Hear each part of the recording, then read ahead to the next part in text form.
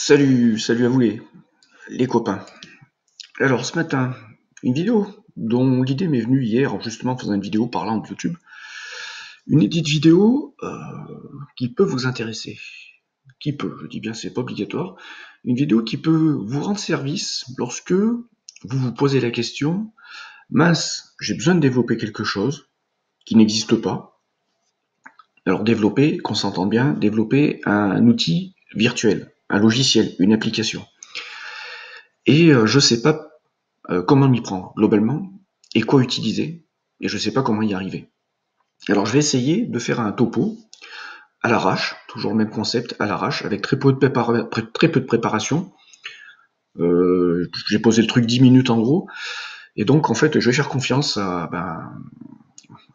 mes capacités d'improvisation, tout en ayant un peu structuré le truc pour que ça soit pas du grand n'importe quoi, que ça soit compréhensible. Alors tout d'abord, à qui peut s'adresser cette vidéo? Je pense un peu à tout le monde, à ceux qui n'ont aucune culture de l'informatique. Par exemple, ma femme utilise des outils informatiques, comme tout le monde maintenant. Seulement, bon, voilà, dès qu'il s'agit de comprendre comment fonctionne le système, comment on arrive à tel résultat, ou pourquoi ça merde, et comment faire en sorte que ça merde plus, elle a pas ses réponses. Et donc, ça peut être une vidéo qui va lui apporter un peu une vision, je dirais une vision d'ensemble. Ça peut être aussi une vidéo qui peut être intéressante pour les futurs ingénieurs, ou les ingénieurs, ou les cadres, qui n'ont pas cette culture des outils informatiques et du développement à proprement parler. Ça peut être aussi une vidéo qui s'adresse à vous qui êtes bricoleur, qui pour l'instant vous vous êtes cantonné dans le domaine du bricolage et de la conception d'outils, hein, ou d'objets réels. Donc là, on est dans votre garage, sur votre établi. Et puis, ça peut s'adresser à qui? Ça peut s'adresser aux gens qui ont des idées en tête, des idées, des projets professionnels, une idée sur un produit, un service, mais qui ne savent pas forcément par quel bout prendre le truc et comment y arriver. Voilà, je pense que j'ai à peu près fait le tour. Donc ça me semble en fait une vidéo d'intérêt public, sinon je la ferai pas, et selon toute modestie, qui sera forcément imparfaite, qui ne sera pas adressée à des spécialistes du développement, hein. Qu'on s'entende bien, je suis pas un professionnel du développement, je suis un cyber-bricoleur. Ouais, ça serait pas mal ça, un cyber-bricoleur. J'aime bien le terme de bricolage parce que le bricoleur, en fait, c'est quelqu'un qui est capable, à partir de choses trouvées en vrac dans son garage, dans son grenier, qui va être capable de construire quelque chose qui va lui permettre d'accomplir la tâche qu'il avait besoin de faire alors qu'il n'avait pas l'outil dans le garage. L'outil ou l'objet qu'il avait besoin de fabriquer, parce que soit il n'avait pas les moyens de le faire, soit cet outil n'existait pas et donc il a fallu qu'il fasse preuve d'ingéniosité, d'imagination et d'inventivité. Et là, en fait, là est le secret et la raison du pourquoi, en fait, je suis venu sur le monde de l'informatique et du développement, et pourquoi, en fait, je suis, depuis mes 14 piges, en permanence dans ce monde-là, avec des séquences professionnelles. Alors, tout d'abord, alors j'ai pris quand même quelques notes, vraiment de mal écrit, j'aurais même du mal à me relire. Ça, c'est mon côté médecin. Alors, le développement, ce qu'il faut déjà chercher lorsqu'on a un projet, où on doit se lancer dans une gestion de projet, ou qu'on ne sait pas par où débuter le truc, il faut se dire qu'il faut toujours chercher la notion de coût. Chercher à développer pour le coût le plus bas possible, et si possible, gratuit. Le coût, parce que le développement, si vous devez le faire par une entreprise, ou si vous achetez un logiciel, ça va avoir un coût. Donc pour vous, ça va avoir un coût qui va être éventuellement financier, mais qui va avoir un coût en termes d'investissement, le temps et puis l'investissement intellectuel. Donc ce coût, il va falloir le prendre en compte, ça c'est évident. Ensuite, il va falloir prendre en compte la simplicité et la rapidité de prise en main du système, du choix qu'on va faire pour développer. Ça, c'est un truc donc qui me semble important. Ensuite, autre facteur, ça va être la communauté et l'aide en ligne. si vous n'êtes pas développeur, que vous n'avez pas suivi de formation, que vous n'avez jamais mis les mains dedans, vous allez avoir besoin de tutoriels. Et une fois que vous serez dans la dynamique de développement et que vous arriverez vous avancerez sur vos projets ou sur votre outil, vous allez retomber face à des difficultés parce que vous n'aurez pas de solution. Et là, vous aurez besoin d'une communauté de développeurs, de gens qui ont déjà mis la main à la pâte et qui ont déjà eu le problème, à répondre aux problèmes que vous allez vous poser et que vous poserez. Ça arrive très très fréquemment. Et là, c'est hyper important de partir sur un système, un outil, un langage, où il y a une très très grande communauté derrière et sur lequel vous allez pouvoir trouver beaucoup de tutoriels en ligne, que ce soit du tutoriel textuel ou vidéo sur YouTube, que ce soit dans des forums, que ce soit à travers des échanges éventuellement avec des gens que vous allez rencontrer en discutant éventuellement en direct sur MSN ou autre. Hein. Messenger, pardon, MSN maintenant, je ne sais plus si on dit ça d'ailleurs, c'est Messenger ou autre outil. Donc la communauté et les aides que vous allez pouvoir trouver, c'est hyper important. Autre facteur qu'il va falloir que vous évaluiez, ça va être la portabilité. Alors la portabilité, c'est en fait la capacité qu'aura l'outil que vous aurez développé à être déployé sur un maximum de plateformes et de supports sans avoir à remettre trop ou pas du tout les mains à la pâte, à vous remettre à coder et ensuite à compiler ce que vous avez codé pour qu'il soit compatible avec un autre système. Alors un autre système d'exploitation ou une autre plateforme. Prenez par exemple téléphone, les Mac, Linux, Windows, les machines-outils, les machines industrielles. Voilà pour ce qui me vient à l'esprit. Les montres. Alors, pensez aux montres, hein, les montres connectées. Pensez par exemple maintenant les voitures qui ont des interfaces qui tournent sous des systèmes d'exploitation. Donc forcément, il y a du langage, il y a du développement derrière. Qu'est-ce qu'on peut dire d'autre? Les tablettes, les téléphones, voilà. Bon, j'ai forcément oublié quelques petits trucs. Voilà, en fait, on voit qu'il y a quand même quelques critères qui vont nous permettre de dire, tiens, je vais avoir besoin de répondre à ces contraintes et d'en tenir compte pour choisir ce que je veux faire et comment je vais le faire et donc quels outils je vais développer. Donc, une fois qu'on a balayé tout ça, on a un peu un aperçu rapide du cadre et des questions qu'il va falloir qu'on se pose et comment y répondre. Et la réponse à ces questions va nous amener forcément à faire un choix à un moment donné. Donc, votre mission, ça va être, une fois que vous êtes là-dessus, ça va être de vous dire, bon, ok, j'ai fait le listing. Je sais à peu près comment attaquer le truc, qu'est-ce qui répond à ces critères. Et là, il va falloir passer à la recherche. Bon, je vais quand même essayer de vous aider un peu. Alors, le développement, on va déjà se pencher sur le coût. Donc, le coût, on vient de décrire, il faut que ça coûte le moins cher possible. Alors, le truc qui est bien, c'est que maintenant, ça a toujours été le cas, hein, mais vous aurez toujours moyen et possibilité de développer des systèmes, des fonctions, des outils, sans quasiment mettre la main à la poche. Voilà, il y a la main à la pâte et la main à la poche. Donc, comment y arriver? Par exemple, vous avez besoin de créer une toute petite application, un truc qui fonctionne, qui fait le boulot. Vous pouvez disposer du pack Office que vous avez sur vos ordinateurs et du VBA. Donc le VBA, c'est un langage de programmation adapté aux outils du pack Office et qui vont vous permettre de détourner le pack Office grâce au VBA pour en faire un outil informatique qui va vous accomplir une tâche qui n'aura pas forcément grand chose à voir avec le pack Office, mais en fait qui vous donnera un résultat. Donc vous avez ça. Et le truc qui est très important, c'est que directement, si vous comptez développer un VBA parce que vous avez besoin de développer un outil avec une interface graphique qui va vous rendre des services et des fonctions que vous pourrez imprimer, attaquez directement, par exemple, attaquez sur Excel directement. Je vais pas faire une démonstration, je ferai pas de démonstration, on va pas rentrer dans le détail du truc. Alors pourquoi sur Excel? Puisqu'en fait, le VBA peut tourner sur PowerPoint. Enfin, vous pouvez développer un VBA sur PowerPoint, sur Access normalement, chose que j'ai jamais fait, mais bon, il n'y a pas de raison, sur Word et sur Excel. Et il se trouve qu'en fait, la puissance du VBA sur sur tous ces outils n'est pas la même. Voilà, vous aurez par exemple PowerPoint, vous aurez beaucoup moins de possibilités de potentiel avec le VBA pour interagir avec PowerPoint et faire ce que vous voulez avec PowerPoint que sur Excel. Word, ça sera intermédiaire. Mais avec le VBA, vous allez déjà pouvoir faire des outils qui vont sortir du cadre du pur Excel et qui vont vous permettre éventuellement de travailler en réseau avec des fichiers sur des serveurs. Enfin, ça a une puissance assez impressionnante pour un outil qui est somme toute de la bureautique. Et ensuite, vous allez pouvoir faire sur Excel, par exemple, vous allez pouvoir faire des applications, des vraies applications qui vont tourner et qui vont avoir une grosse puissance avec des fonctionnalités très avancées qui ne seront pas purement que du développement Excel avec des mises en forme conditionnelles, des calculs, des comparaisons et j'en passe. Donc ça va lui donner de la puissance. Donc le pack Office est déjà un bon outil pour développer, prise en main très rapide, beaucoup d'aide en ligne. Et puis, si vous avez déjà le pack Office, vous n'avez pas besoin de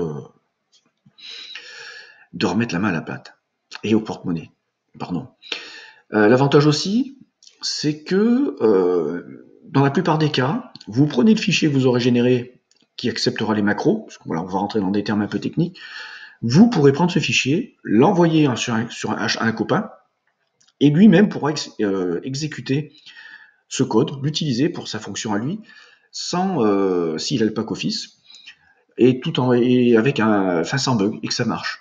Et sans se prendre la tête, sans avoir l'étape qu'on appelle la compilation et le déploiement. C'est du direct. Donc pour moi c'est un outil, il ne faut pas le négliger, c'est très utilisé dans le monde de l'entreprise et de l'industrie. La plupart des gens qui sont sur des projets qui ont besoin d'outils informatiques qui n'existent pas ou qui nécessiteraient de mettre en marche tout un processus au sein de l'entreprise et puis des DSI, donc des services informatiques qui gèrent le matériel ou la sécurité du matériel, là en fait vous avez directement le truc à portée de main et vous pouvez directement avancer avec une très grande communauté. Alors sachez aussi un truc quand vous êtes dans le développement, c'est qu'il est impératif de se dire il va falloir que je travaille mon anglais. En fait, vous allez progresser l'anglais en faisant du développement. Et pour cause, Google, qui sera un de nos outils principaux aussi, va vous permettre, lorsque vous êtes coincé, de poser la bonne question et de trouver la bonne réponse. Mais il se trouve que Google vous donnera parfois des réponses en anglais s'il ne trouve pas des réponses en français.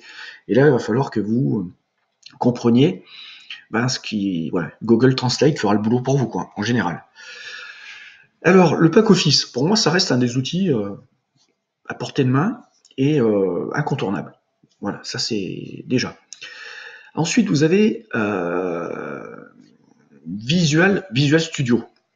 Alors, Visual Studio, c'est un outil que j'ai beaucoup utilisé, que j'ai pas utilisé depuis très longtemps. Donc, Visual Studio, c'est le pack spécifique développement informatique de Microsoft qui va être distribué avec plusieurs types de licences et avec une version gratuite. Donc ce pack Office, c'est un outil assez exceptionnel, avec une grosse communauté pour vous aider. Et ce pack Office a l'avantage de pouvoir développer avec plusieurs langages. Mais étant donné qu'on va réfléchir et tous discuter ensemble par rapport à un cadre de développement où on va chercher à être les plus feignants possibles, et étant donné que je vous ai parlé du pack Office et du VBA, si vous utilisez Visual Studio, sachez qu'en fait, si vous savez développer en VBA, vous allez savoir développer avec Visual Studio en VBA. Ça ne sera pas du VBA, ça s'appellera pas comme ça, mais ça sera le même langage. Seulement, vous aurez beaucoup plus de puissance, une puissance infinie, parce que vous allez pouvoir rajouter des fonctionnalités, alors des librairies, et puis vous êtes non limitatif en termes de fonctionnalités, parce que vous n'êtes pas directement raccordé aux librairies et aux fonctions du pack Office. Voilà, vous êtes open bar, quoi. Vous allez même pouvoir développer des outils pour pack Office. C'est pour vous dire la puissance du truc et l'interactivité du système. Alors il y a la version gratuite et il y a les versions payantes. Est-ce qu'on se fait un petit tour quand même? Allez, on va quand même faire un petit tour. Où c'est que je vous ai ouvert ça? Alors je vous ouvre l'onglet, voilà, Microsoft Visual Studio, téléchargement. Donc par exemple, si vous voulez aller plus loin, vous tapez téléchargement Visual Studio et vous allez tomber sur les versions, les diverses versions à télécharger. Alors le truc qui est vraiment super, c'est que lorsque vous allez développer en Visual Studio, avec le langage, je dirais le langage standard, le VBA Visual Studio, le Visual Basic en fait, vous allez pouvoir faire une application, la compiler et pouvoir la faire tourner sur tous les ordinateurs sous Windows. même s'ils sont relativement anciens. Et ce, parce qu'en fait, vous allez pouvoir installer sur ces ordinateurs ce qu'on appelle des frameworks. Alors des frameworks, c'est un ensemble de librairies, de packs, de fichiers qui vont être installés sur l'ordinateur et que le logiciel que vous allez développer va appeler et piloter pour vous permettre d'avoir le rendu visuel ou les fonctionnalités que vous allez donner à votre application. Alors ce framework vous pouvez le télécharger et l'installer. Il y a plusieurs versions et avec des mises à jour. Donc, il suffit que vous fassiez cette mise à jour. Ce téléchargement est gratuit. Vous aurez développé avec gratuitement et vous aurez sur le PC la possibilité, sur n'importe quel PC, la possibilité de faire tourner ce logiciel une fois la mise à jour de ce framework. Alors bien sûr, il faudra que les PC en face, vous ayez la possibilité d'être administrateur à un moment donné pour installer votre application et également le framework, sans lequel votre application ne pourra pas tourner. Donc Visual Studio, c'est un incontournable.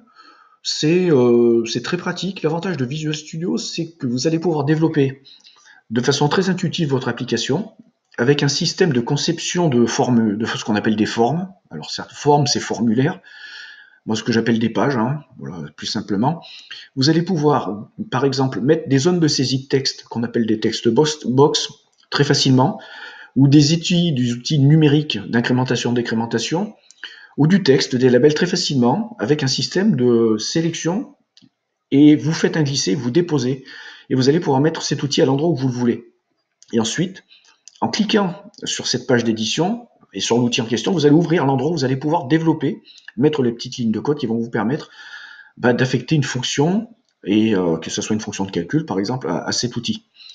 Donc c'est très intuitif, c'est très rapide de développement, et le développement de l'interface graphique de votre rendu va être impressionnant. Voilà, avec toute une possibilité de changer les fontes de caractères, c'est vraiment super. Ça fait un moment que j'ai pas touché à cet outil, je sais plus quand est-ce que j'ai dû y gratter la dernière fois. J'imagine le chemin qu'ils ont dû faire depuis, donc je savais déjà la puissance du truc. C'est vraiment un super outil. Énorme avantage qu'il y a à travailler avec ça par rapport au pack Office et au VBA, c'est que lorsque vous codez, quand vous commencez à taper un mot, cet outil va vous proposer la suite du mot, comme un correcteur orthographique, avec toutes les fonctions qui vont pouvoir être utilisées avec les débuts de lettres que vous avez choisis pour développer, et de la fonction. Et ensuite, vous allez pouvoir, une fois que vous avez tapé le premier mot, il vous proposera le prochain. Et donc, vous arrivez à développer très facilement en tapant un minimum de choses et avec une proposition des fonctionnalités que vont vous utiliser l'objet, on va parler d'objet, que vous propose l'objet, très simplifié. De la même façon, cet outil vous propose une aide au débogage en direct et une aide à la correction d'erreurs qui est impressionnant. C'est vraiment un outil exceptionnel parce que vous allez pouvoir développer sans être des experts, quoi. Sans tout savoir, vous allez pouvoir développer. Et il y a une très très grande communauté. Donc voilà pour le truc. Je vais pas faire un retour sur le VBA. Allez, si, on va quand même aller sur le VBA. Je vais vous faire un mini tuto de base, tuto rapide, une petite démo. Toute petite démo. On va lancer le pack Office, vous voyez, 2007. Alors, on va créer un nouveau fichier, modèle vierge. Donc là, on est sur de l'Excel standard.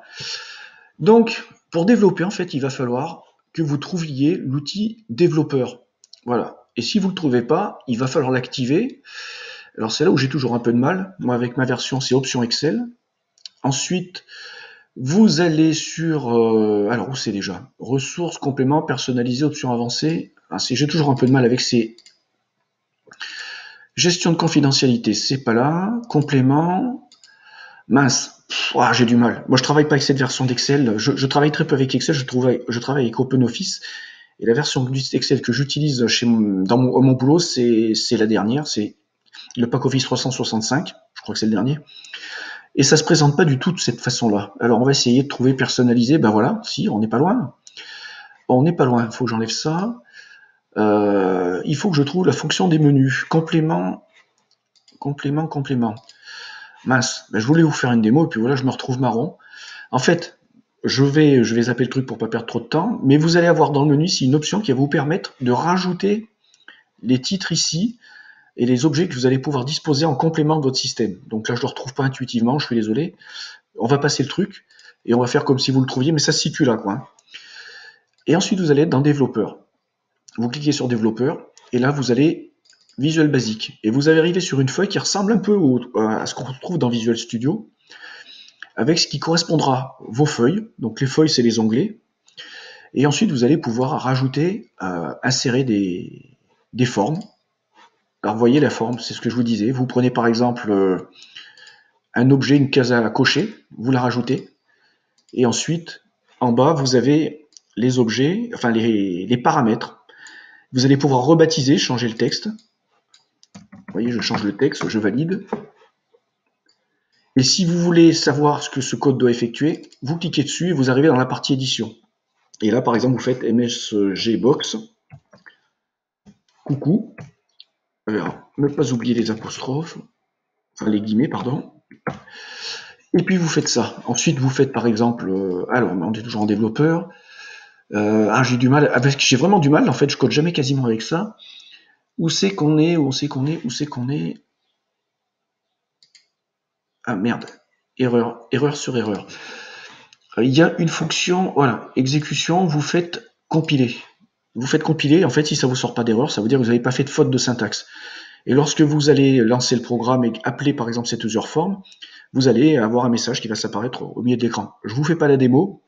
Le but c'était de vous montrer grossièrement comment travaille, comment fonctionne cet outil. Vous voyez, la prise en main est très rapide. L'avantage de passer sur le pack Office avant d'aller sur Visual Studio, c'est que ça va vous donner vraiment les bases. Et une fois que vous allez passer sur Visual Studio, qui est d'une puissance extraordinaire spécifiquement pour le développement, vous allez pouvoir cartonner, quoi, et avancer beaucoup plus vite que si vous attaquez directement par l'outil. Je ferme donc ces outils-là et on va revenir. Alors, voilà, on est là. Donc, on a fait le tour pour débuter. Le VBA, Pack Office, Visual Studio. Donc là, on est sur des solutions gratuites. On va toujours continuer dans le gratuit parce que ça va être votre souci numéro 1. Gratuit, simplicité de développement, déploiement, communauté. Un peu tout ce qui regroupe tous les paramètres. Alors, on va continuer. Et on va continuer. Dans quel domaine? Ça, c'est une bonne question. Puisqu'on a fait 2 outils, allez, on va être logique. Tout ce que alors, je vous ai montré le pack Office. Je vous ai montré Visual Studio qui permettait de développer dans plusieurs langages, mais principalement en VBNet. Hein, ça sera ce qui sera le plus utilisé. Il existe d'autres outils, et d'autres outils gratuits. Alors, un outil de développement, le plus connu, c'est une référence, il s'appelle Eclipse. Eclipse est un logiciel gratuit que vous allez pouvoir télécharger sous plusieurs versions. On va en regarder quelques-unes. Alors on va toujours avancer, je vais voir ce que ça propose. Eclipse, en fait, c'est un outil de développement multilangage, multiplateforme. C'est pas un outil avec un langage spécifique. Avec Eclipse, vous allez pouvoir développer gratuitement avec une puissance extraordinaire sur toutes les plateformes et dans quasiment tous les langages. Quasiment, je dis, tiens, voilà, le seul truc sans doute qu'on peut pas faire avec Eclipse, c'est de développer pour Apple, pour les iPhones, pour les tablettes, enfin voilà. C'est la seule limitation que je lui connaisse maintenant. Je suis pas un professionnel du développement et mon gros point faible, c'est les systèmes Apple. Donc, si vous avez des infos complémentaires, bien sûr, vous interagissez. Si vous voyez à un moment donné que j'ai bugué, que j'ai fait un lapsus ou que j'ai dit une connerie, vous interagissez. Comme ça, tout le monde pourra bénéficier de ce truc. Mais là, on est vraiment sur un truc que j'aborde où je vous explique un peu l'univers de l'environnement par rapport à vos besoins, ce qu'on peut trouver, les avantages et les avantages. Je ne vais pas parler des inconvénients forcément. On va parler que des avantages, on va se concentrer là-dessus.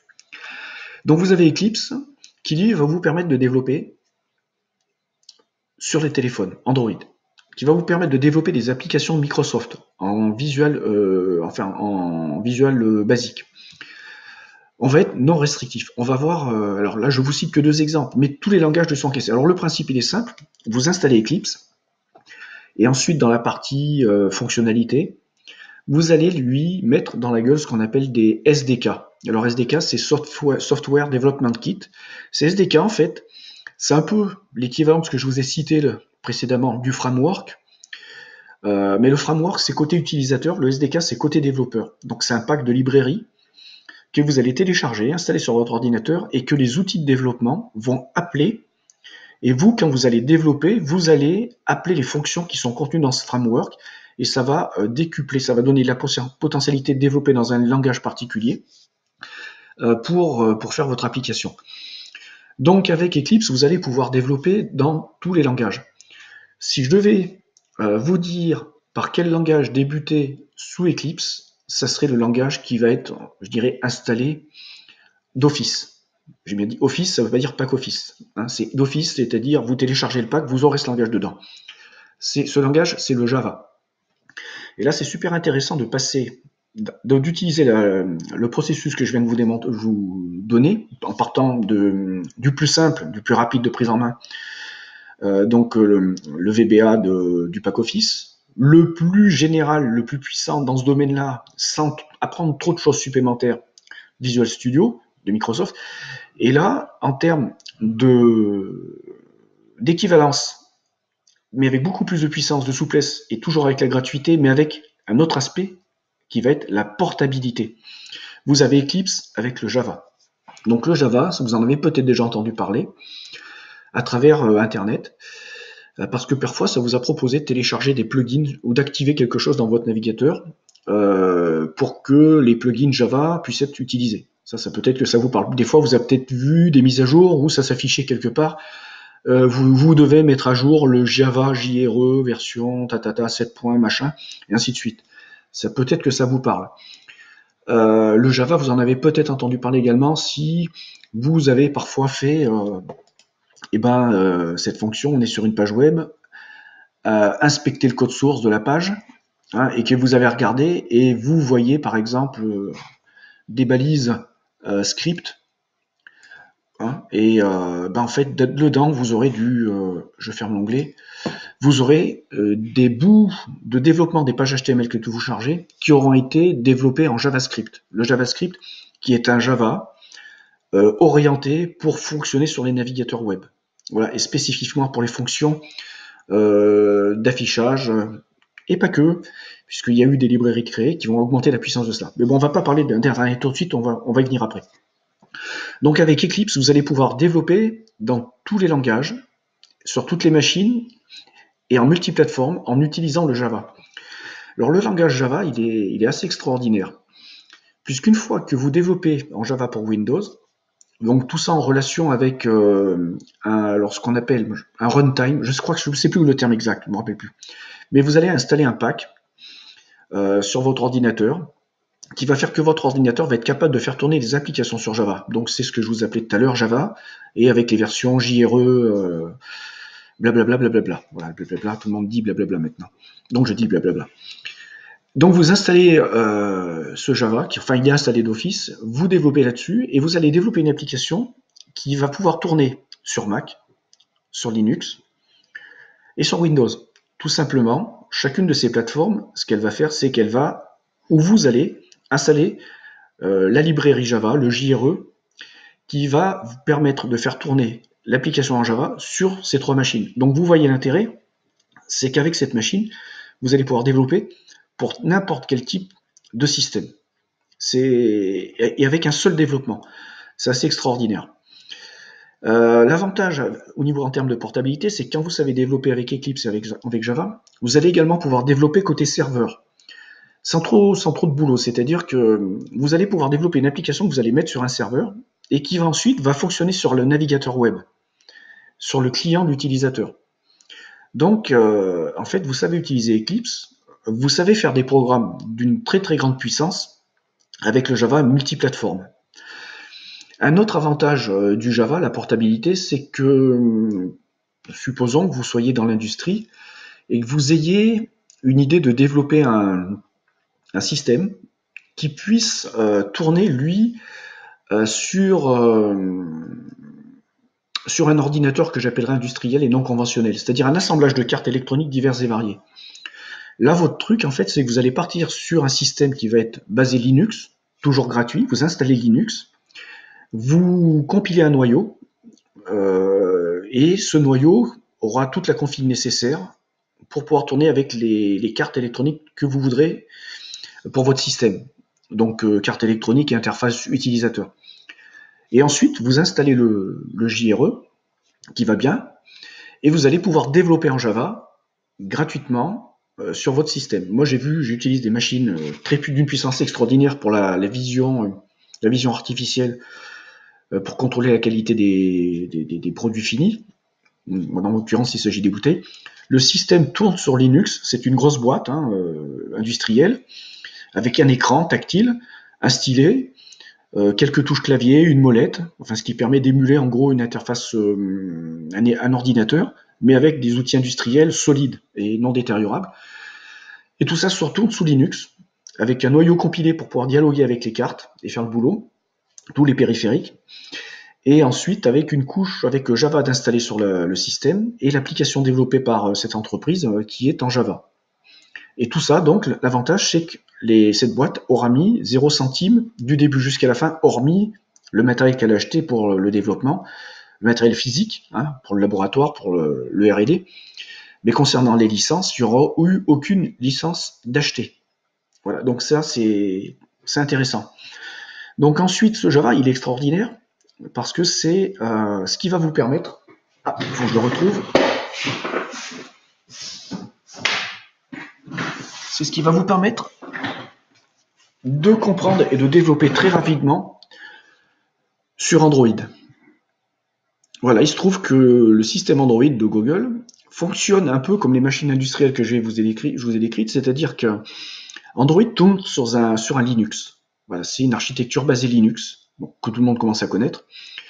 Et ensuite, Google a installé, on va dire, la couche Java. On va parler simplement. Donc, la librairie qui va bien dans le système qui permet de faire tourner des applications Java. Et ensuite, pour donner de la puissance à son système, pour que puisse fonctionner le système Android, ils ont rajouté un framework, enfin un SDK, pardon, voilà, qu'on utilise des bons termes. Ils ont utilisé un SDK, ils ont implémenté un SDK qui, par exemple, va avoir des objets qui vont permettre d'interagir avec l'utilisateur et d'avoir un rendu graphique et une fonctionnalité, une puissance tout à fait adaptée aux écrans tactiles de petite et grande dimension. Donc vous voyez un peu le cheminement qu'on peut faire du début jusqu'à la fin pour le développement pour en arriver au téléphone. Et le système Android et Java, donc Java puis Android, l'importance, parce que là maintenant on va parler Android. Et pourquoi Android? Vous voyez un peu le cheminement. Pourquoi vous pourriez vous pencher sur Android? Parce que maintenant, les applications sur téléphone, c'est un incontournable. Je dirais même qu'on doit d'abord se pencher sur une application. On doit systématiquement, lorsqu'on veut faire une application système, réfléchir à comment elle va être déployée sur téléphone avant de la développer sur informatique, sur ordinateur. La raison est simple. Quand vous êtes sur un écran d'ordinateur, vous avez tout ce qui va bien, vous avez le clavier, vous avez la souris, parfois vous avez l'écran tactile maintenant, et vous avez un écran avec une dimension impressionnante. Et à partir du moment où vous êtes capable de raisonner, de développer une application qui va tenir dans cet écran-là, avec une ergonomie où vous allez avoir à faire un minimum de manipulation, vous allez épurer votre système, vous allez aller vers l'essentiel, et vous allez avoir un outil qui va être prenable en main par quasiment n'importe qui, et qui ensuite respectera les mêmes codes, que ce soit sur ordinateur. Alors les mêmes codes, je parle du langage forcément, mais également la même philosophie, la même ergonomie sur d'autres plateformes qui seront éventuellement PC. Et donc une fois que vous aurez réfléchi à cela, vous allez être capable de faire une application sur ordinateur d'une redoutable simplicité. Donc Android, pourquoi Android? Pourquoi on vient sur Android et pourquoi j'arrive dessus? C'est simple, c'est qu'Android, il y a une très très grande communauté. Le développement ne coûte pas cher. Le coût est somme toute modique. En fait, vous avez acheté une licence développeur qui, à l'époque où j'ai j'ai attaqué le chantier d'Android, devait coûter 30 euros. Donc avec ces 30 euros, vous allez pouvoir développer sur Android et vous allez pouvoir distribuer sur Google Play très facilement. Et donc vous allez pouvoir développer gratuitement. Maintenant, donc à l'époque où Android a débuté, l'outil qui permettait de développer sur Android, c'était Eclipse. Google a laissé Eclipse pour maintenant aller du côté d'une application qu'on appelle Android Studio. Voilà. Android Studio, qui est en fait un Eclipse boosté et modifié spécifiquement pour pouvoir faire le travail et développer sur Android. Donc ça s'appelle Android Studio. On va se rendre dessus rapidement. Voilà comment ça se présente. Ça fait un petit moment que j'ai pas gratté dessus, ça doit faire quasiment un an. Donc Android Studio que vous allez pouvoir télécharger, qui est très gourmand en ressources. Il va falloir une bonne bécane. Si vous avez un ordinateur qui a un disque dur partitionné avec une petite disque dur sur lequel vous aurez le système et une autre disque dur où vous aurez les datas, faites gaffe. Prévoyez d'installer Android Studio sur la partie où vous avez les datas. Ça sera moins rapide. Par contre, au fur et à mesure des mises à jour des différentes librairies pour que Android soit compatible avec les diverses versions d'Android, vous allez vous retrouver avec un disque dur qui va exploser si votre disque dur sur lequel Windows est installé fait 100 gigas. Vous allez rapidement arriver au plafond. Donc moi, le conseil que je donne, c'est de l'installer directement sur l'autre disque dur où il y a les données, où il va y avoir un espace libre impressionnant. Alors cet Android, pourquoi Android? Parce qu'en fait, maintenant, si vous êtes capable de développer sur Android, vous êtes capable de développer sur les téléphones Android, avec un investissement minimum. Comme je vous l'ai dit, le prix de la licence développeur, 30 euros à l'époque, maintenant ça a peut-être bougé, peut-être même que c'est gratuit, allez savoir, j'ai pas l'info. Vous êtes capable de développer avec les montres connectées sous Android, vous êtes capable de développer sur les tablettes. Il y a tout de suite une espèce de passerelle qui est en train de se faire entre Android et les Chromebooks. C'est comme ça qu'on les appelle, hein, avec Chrome OS. Donc ces fameux ordinateurs où en fait le système d'exploitation c'est Chrome. Et il y a une compatibilité et une passerelle qui est en train d'être effectuée. Vous allez également être capable de développer des applications qui vont tourner sur les box télé qui sont sur Android.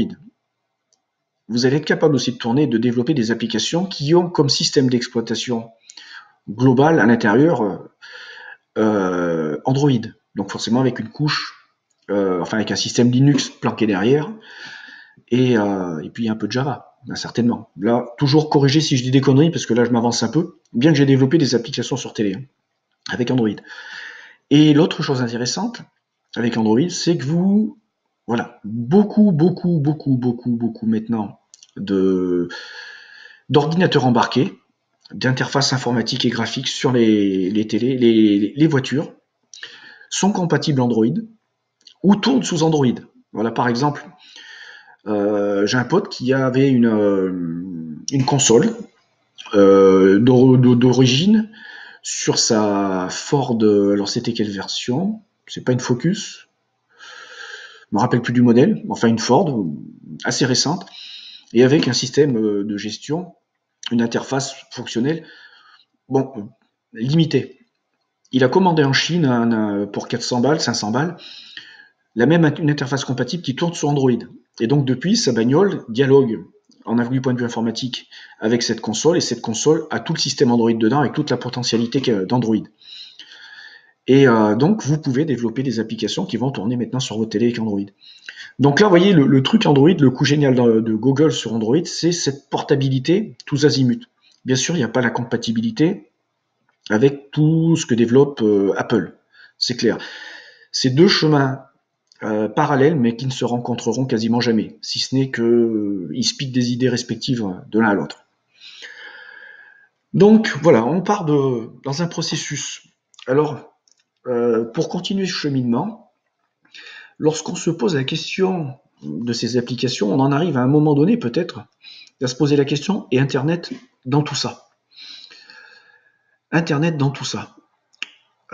C'est une super question, je pense, à se poser, puisque vous êtes peut-être un cadre, étudiant en stage, sur lequel on vous parachute sur un projet, un avant-projet, Et vous êtes peut-être patron et vous vous dites, dans mon système, j'ai besoin d'avoir un outil informatique sur un serveur avec lequel je vais pouvoir travailler pour que le système puisse envoyer du contenu, des informations et de l'interactivité avec des utilisateurs qui sont à travers le monde entier par l'intermédiaire d'Internet. Donc, et ben là, la réponse la plus simple, ça va être de se pencher non pas directement sur des outils de développement, mais sur des outils qui ont été mis à disposition des gens qui ont une approche un peu professionnelle. Mais tout ça maintenant en étant de plus en plus accessible pour le non professionnel. Donc, si vous avez besoin de développer un site web euh, très puissant, très souple, très adaptatif, très stable, qui sera sécurisé avec ce qu'on appelle la portabilité, mais également avec une possibilité j'y arrive pas. Évolutivité. Bon, c'est le moment rigolade. On passe le mot, j'y arriverai pas, c'est sûr. Là, j'ai beau essayer 30 heures, je pourrais pas y arriver. Pourtant, je l'ai là, mais ça n'arrive pas.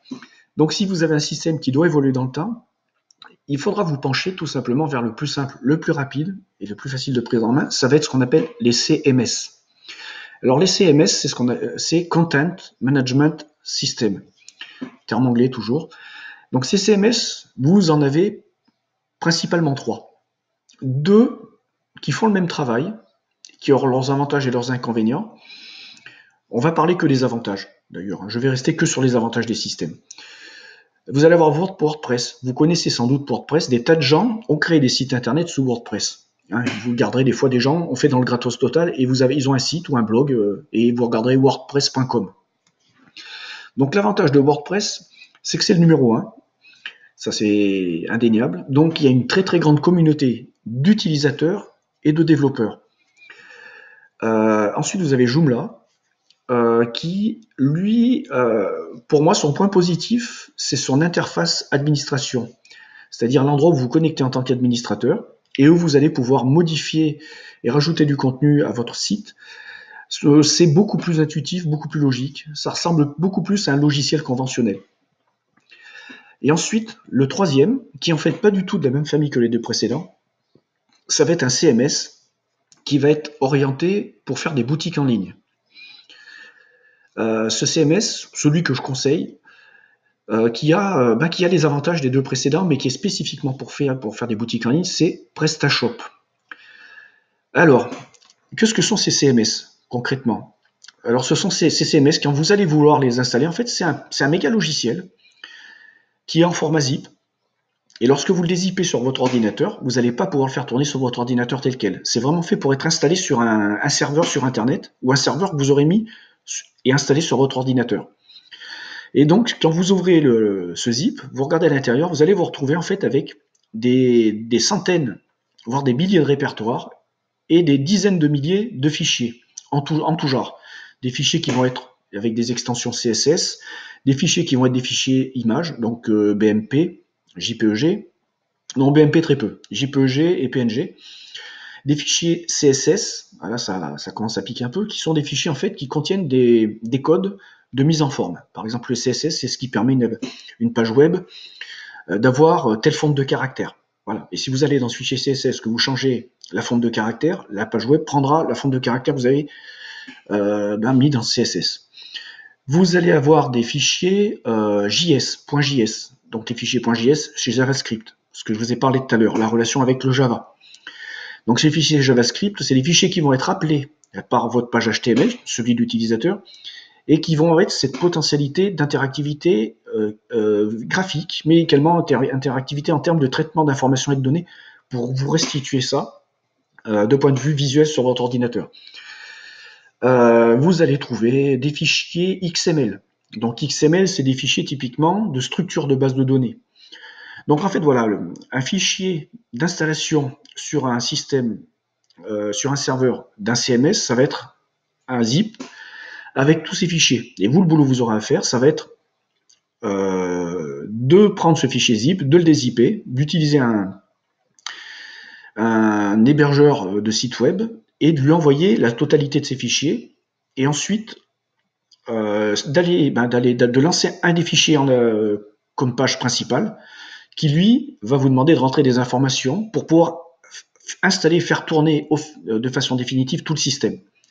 Et le système sera assez rapidement installé sur le serveur, et vous pourrez commencer à utiliser et développer votre site en disant je veux tel menu avec tel titre, qui, lorsque vous cliquez dessus, m'envoie vers telle catégorie d'article, et quand je clique sur tel article, je vais pouvoir donner telle information à mes clients ou aux gens à qui je veux donner de l'information. Alors, et je vous ai pas cité, dans ces fameux packs de fichiers, les fichiers qu'on appelle les fichiers PHP. Ça, vous avez dû encore voir. Dans la barre d'URL, est-ce qu'on va pouvoir tomber dessus? Là, on va être sur des cas spécifiques. On va essayer de trouver, tiens d'ailleurs, tiens, je vais faire ça. Non, ça va pas le faire. Ça va pas le faire, pourquoi? Parce qu'en fait, on a un système qui est une réécriture d'URL. Réécriture d'URL, allez, je vous donne un cours vite fait. C'est gratuit. Là, vous avez un URL avec des mots-clés.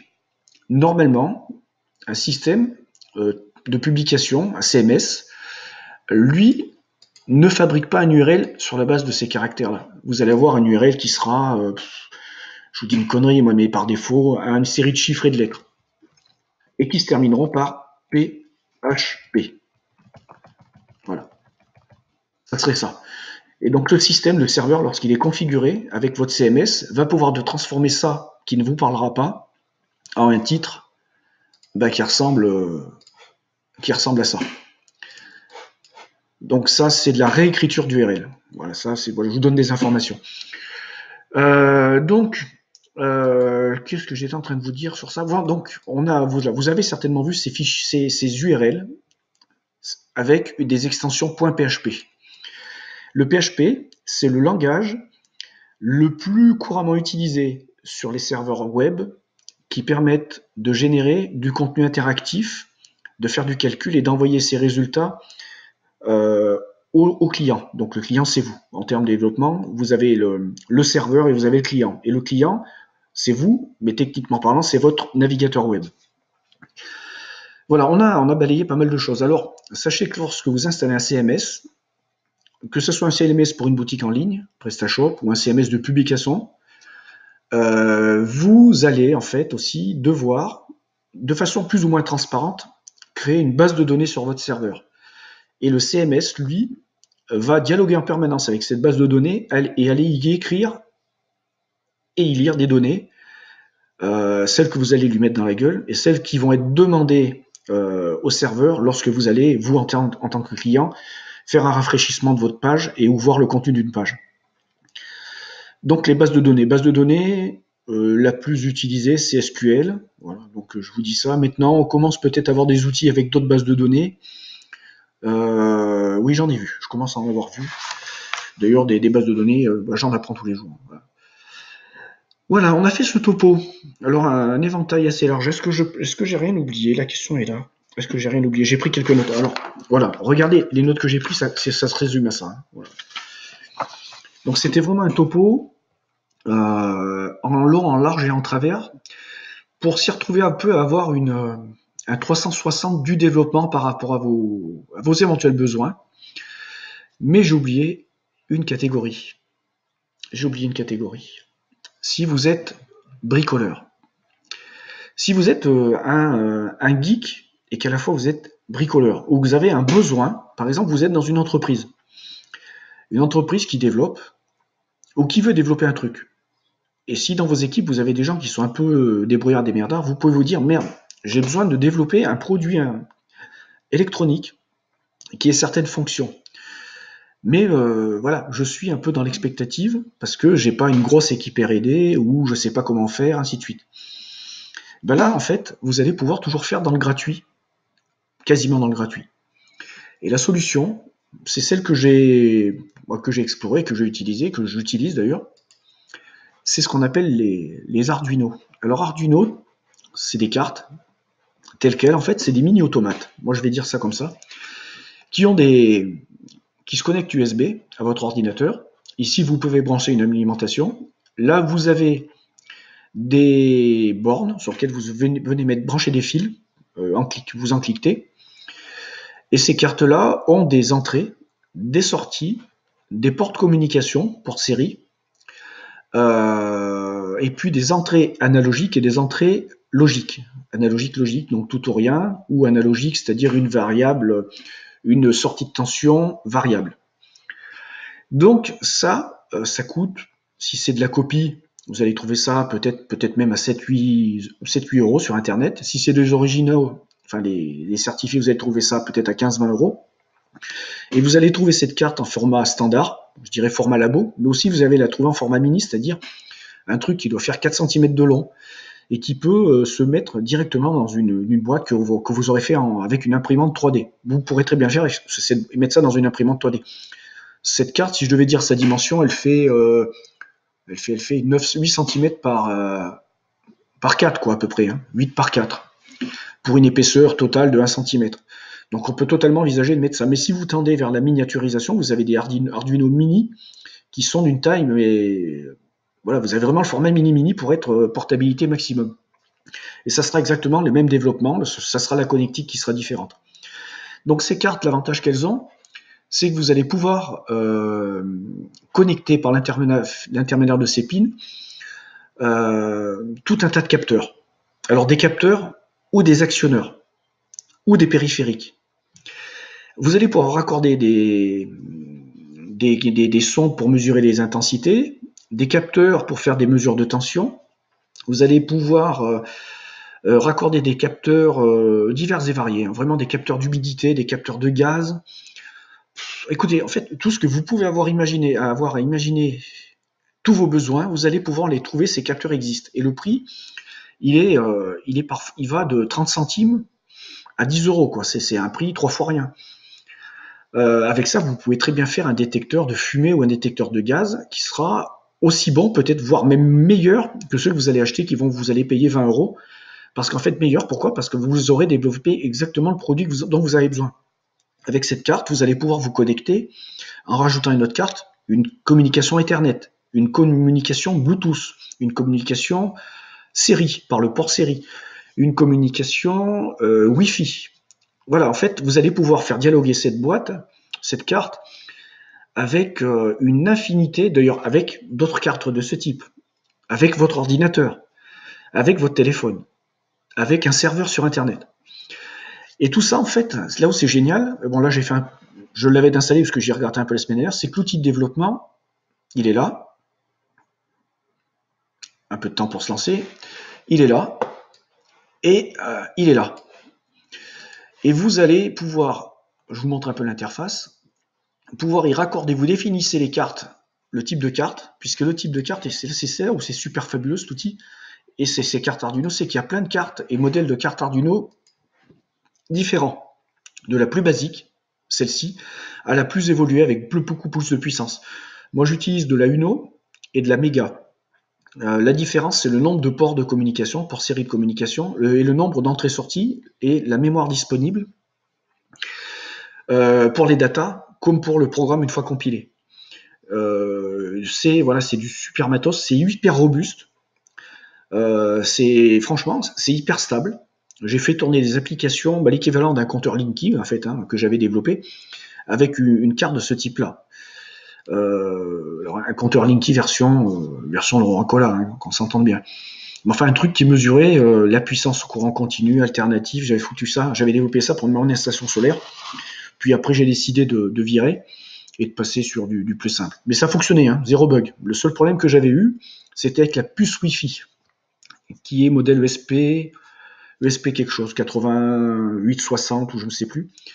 Mais petite puce Wi-Fi, le seul problème que j'avais, c'est que cette puce, en fait, il fallait que je filtre la tension d'alimentation de cette puce parce que lorsque j'avais des contacteurs qui basculaient dans mon système solaire, ça créait des parasites, des phénomènes peut-être de surtension qui faisaient planter la carte Wi-Fi. Pas la carte Arduino, mais la petite carte Wi-Fi. Donc j'avais passé un bon bout de temps à chercher des solutions, à trouver les bons condensateurs qui allaient me permettre de faire du filtrage pour supprimer les parasites générés par la coupure de ce contacteur, donc la petite phénomène de surtension qu'on pouvait retrouver dans le système lorsqu'une bobine se coupe. Et j'y étais arrivé. Et donc le système était relativement stable.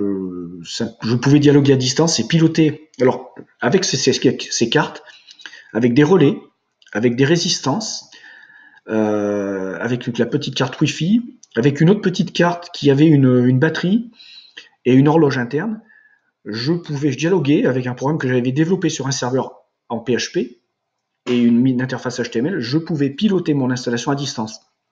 C'est-à-dire, j'avais développé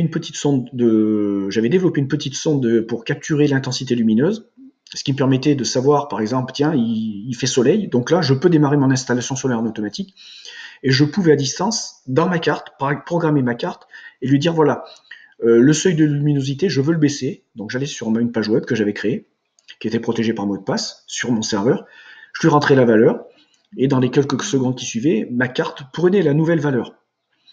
Et je pouvais également lire la valeur, et je pouvais voir les kilowattheures totalisés, ainsi de suite.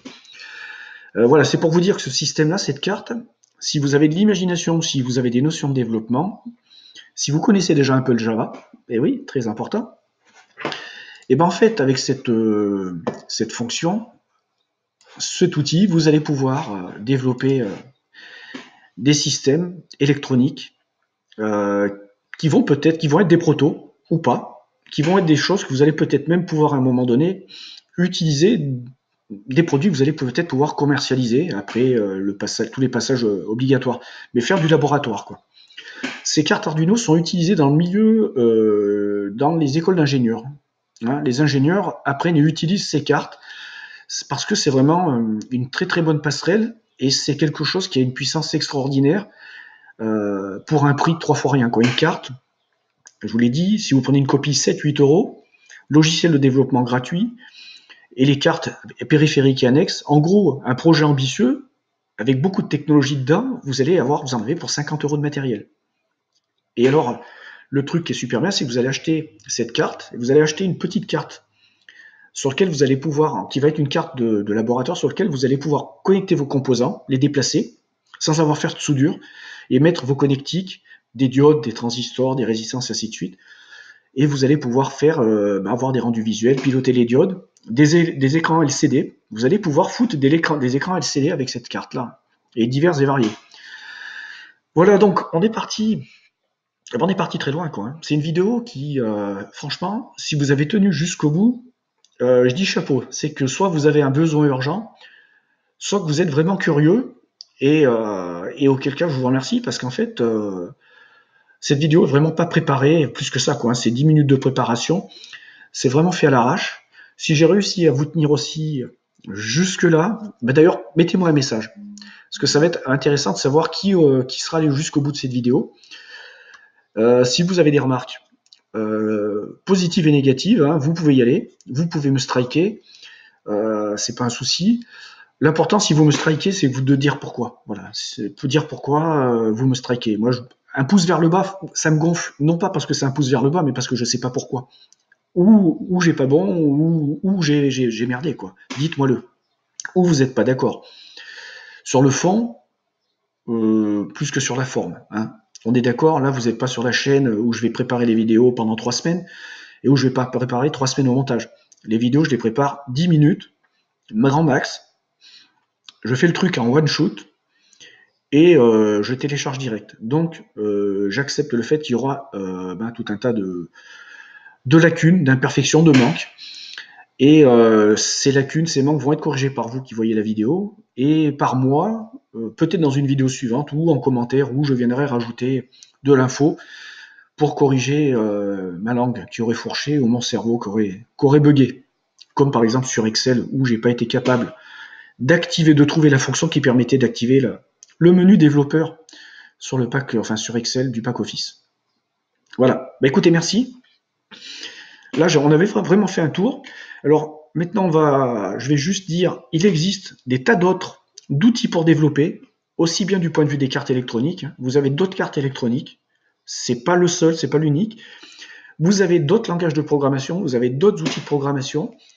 Tout ce que je vous ai présenté du début jusqu'à la fin, en fait, c'est ce qui va vous permettre de faire un choix, de connaître déjà le contexte global, et puis de faire un choix qui va tendre et qui va répondre le plus aux critères qui vont être les vôtres lorsque vous allez avoir un besoin. Ce que j'espère également, c'est que vous allez avoir la curiosité de faire quelques essais, ne serait-ce qu'en VBA, et de regarder un peu sur Internet ce qui se fait en VBA, juste pour débuter à mettre le pied à l'étrier, pour mettre le pied à l'étrier, pour qu'un jour, aussi vous vous dites, merde, j'ai besoin de faire quelque chose de vraiment particulier, et je ne trouve pas sur l'Apple Store, ou sur Google Play, ou dans Microsoft, alors je ne sais plus comment ça s'appelle, la boutique logicielle de Microsoft, mais enfin voilà.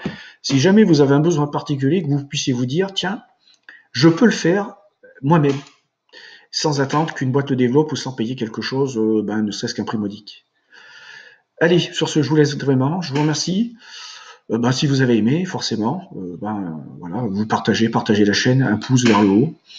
On n'est pas dans le putaclic. Si j'étais dans le putaclic, je ferais pas le format que je fais. Je serais, et puis d'ailleurs, je crois, je serais incapable de faire du vrai putaclic, donc je ferai pas de YouTube. Allez, à plus.